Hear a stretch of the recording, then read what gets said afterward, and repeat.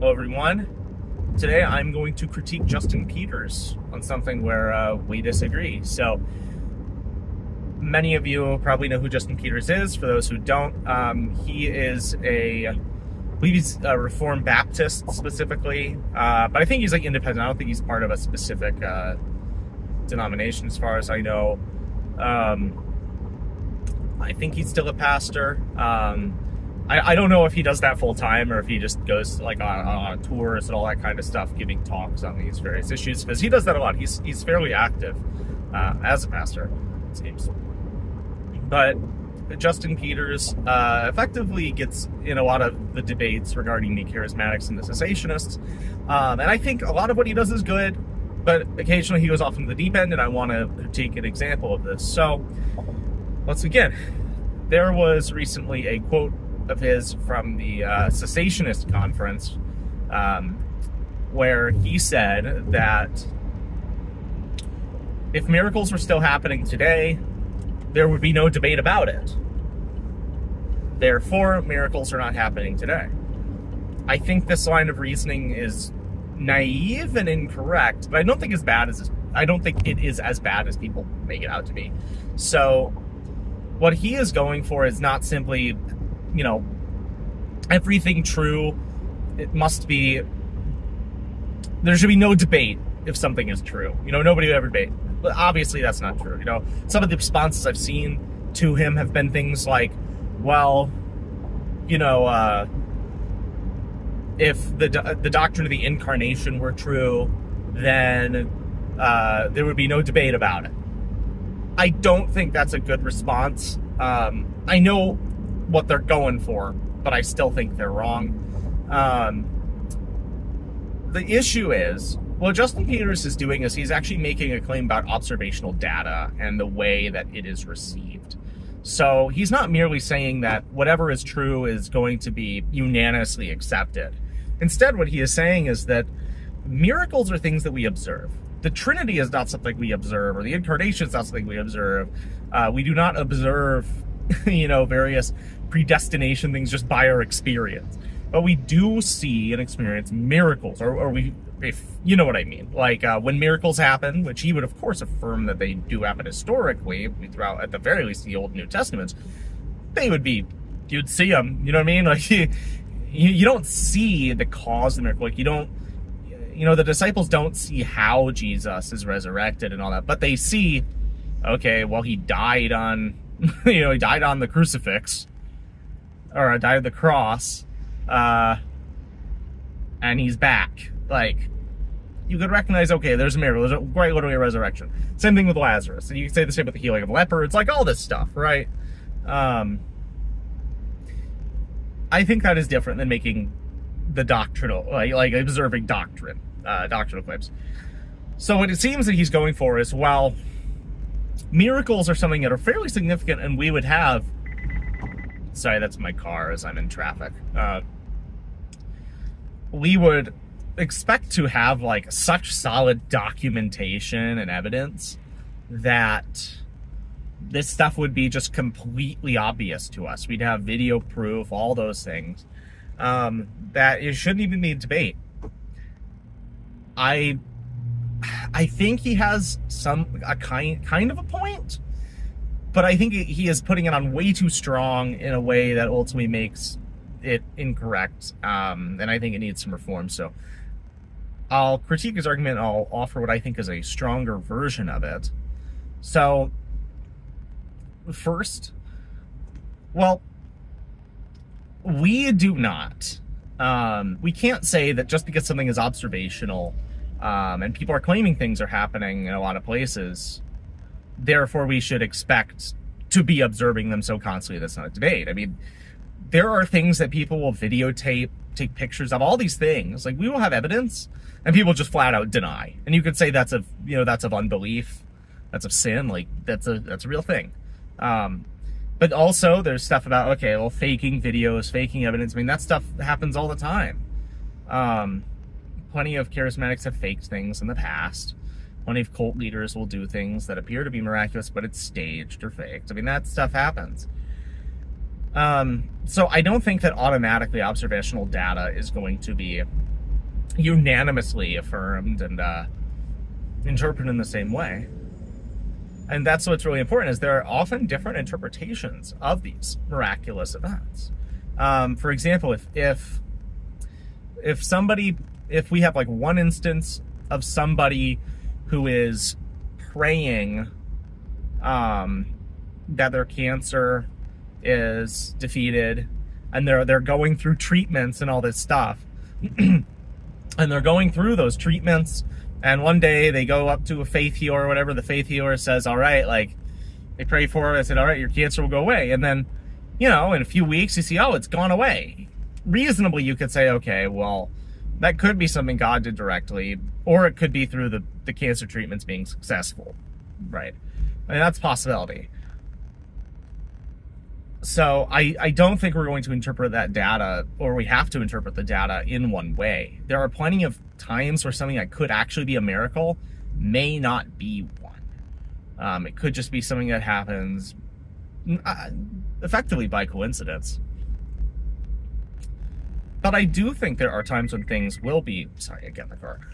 Things will be miraculous. Like, okay, if somebody says, hey, there are resurrections going on, like, yeah, if you have a video of a resurrection and you can show that it's, you know, somebody died, like you have, you know, like the evidence, oh yeah, we put this person in the grave, here's a death certificate, like all this stuff, then all right, this person's back to life, and it's verified, like, okay, now that is pretty crazy.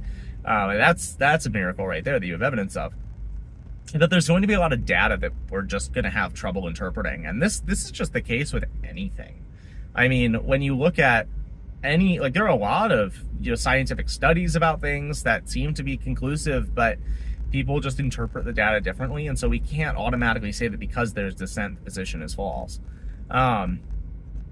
Another piece of that is there are going to be, I'm sure there are, because I do think miracles are still happening, at least at some level.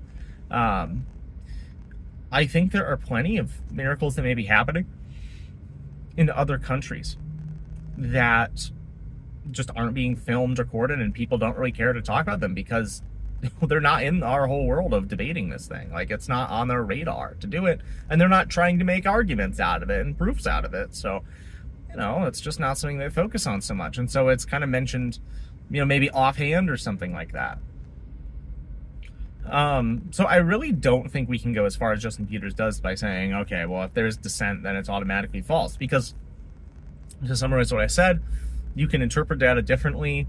Some things are actually just difficult by nature, like to determine if it can be, you know, to distinguish miracle and something natural or maybe even just coincidental. Sometimes people are just blinded by sin and unbelief. And then also, I am sure there are tons of things that are not being recorded and explicitly shown to the world for sake of argumentation. But I do want to give what I think could be a better version of this argument. So I think we need to make this argument something more compelling and I think more rigorous. It needs to be restricted as to its scope. So the issue is, in my view, that what Justin Peters is doing with this argument is he is trying to make wholesale, not condemnation, but wholesale rejection of the possibility of all these miracles, simply on the basis of the fact that we don't, you know, have this unanimously attested data. But I think we need to restrict that to say, all right, if miracles were happening so much as the charismatics are claiming, then we would expect to see it more. I think that's a better way to put it. That, I'll put it this way. If Bill Johnson, Todd White, you know, Benny Hinn, if these people were saying, oh, just everywhere they go, they're bringing out all these miracles, because that's what they claim, right?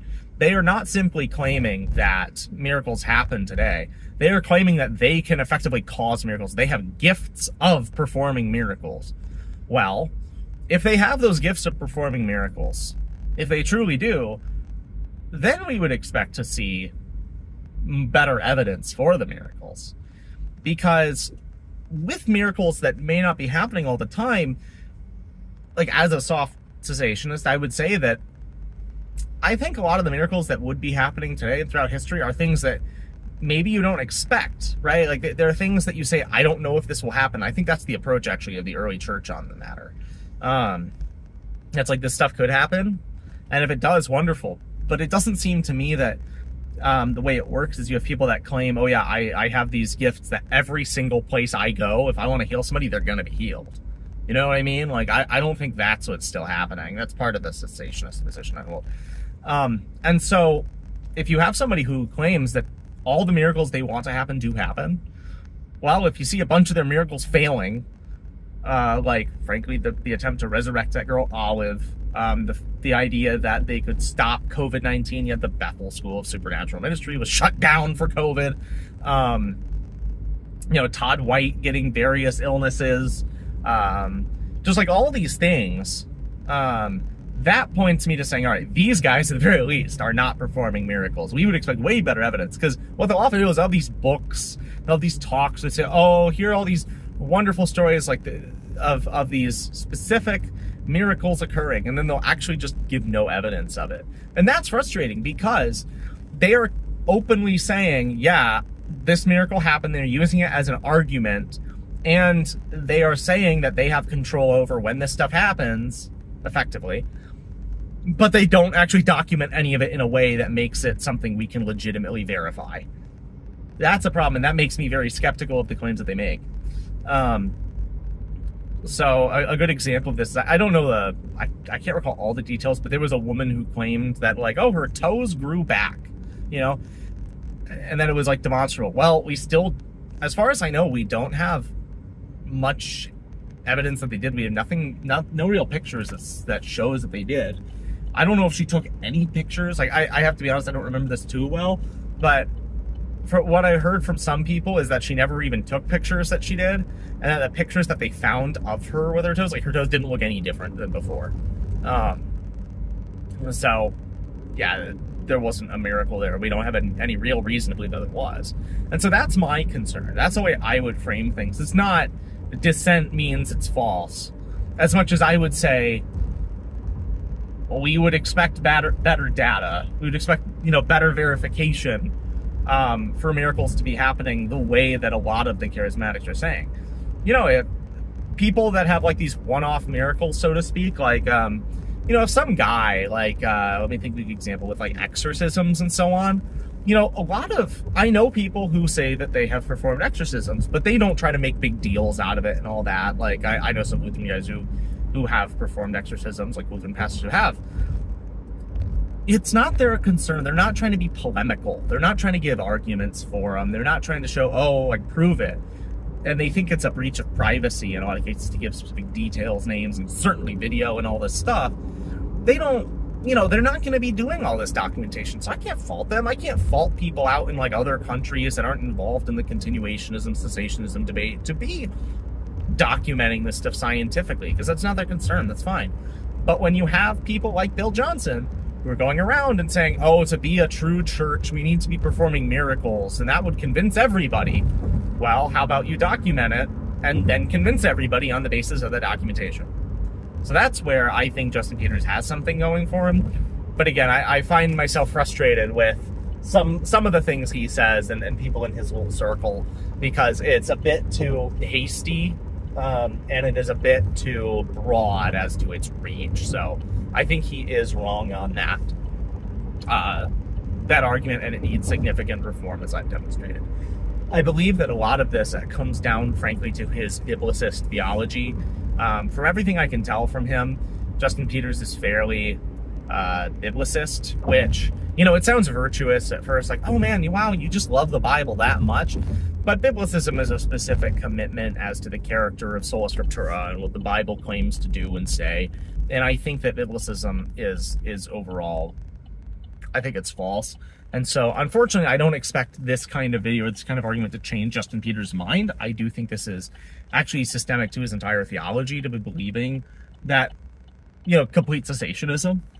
Because, again, he has a specific view of sola scriptura, that, well, if things happen effectively after the Bible, if things happen infallibly, like if God says something after the Bible, then God has to include it in Scripture. I think that's actually a false view, and I think it's a weird view of sola scriptura.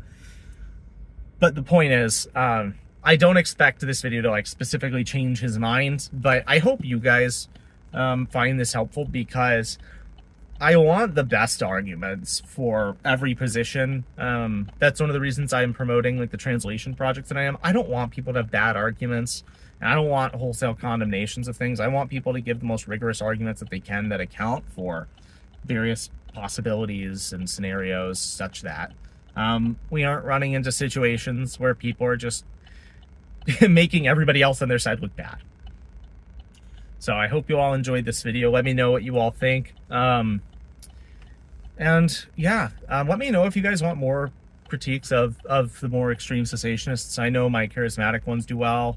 And I really am. I try to be critical of cessationists when I think they're wrong, but I haven't seen just as much out there where I would say, hey, they're totally wrong, like I see out of somebody like Bill Johnson. So I hope you all enjoyed.